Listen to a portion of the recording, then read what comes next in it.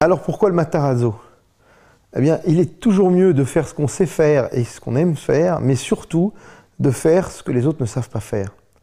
Eh bien, redonner de l'énergie à des bâtiments historiques, créer de la vie à l'intérieur des lieux abandonnés, organiser une confrontation du passé et du futur, inviter des architectes, des designers à venir respectueusement créer des nouvelles couches, ajouter ces couches à l'épaisseur historique de la ville, eh bien, c'est ma passion depuis toujours, depuis que je suis enfant. Et c'est ce que j'ai appris à faire ces dernières années. Au Brésil, il y a peu de personnes qui font ce travail. En tout cas, il n'y a personne qui a trouvé le modèle économique. Il est tellement plus facile, c'est sûr, de raser un bâtiment pour construire une tour de 30 étages.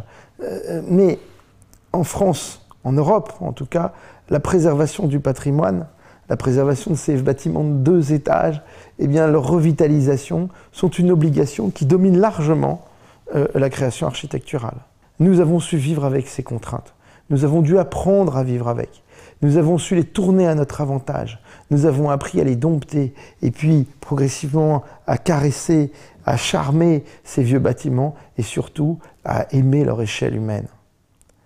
C'est ce que vous aimez tous quand vous venez à Paris. Eh bien, c'est ce que je suis venu faire ici et recréer dans ce centre-ville ouvert à des millions de visiteurs, loin du trafic et du bruit, protégé, loin de l'insécurité et surtout plein de charme et réconcilié avec l'histoire de São Paulo.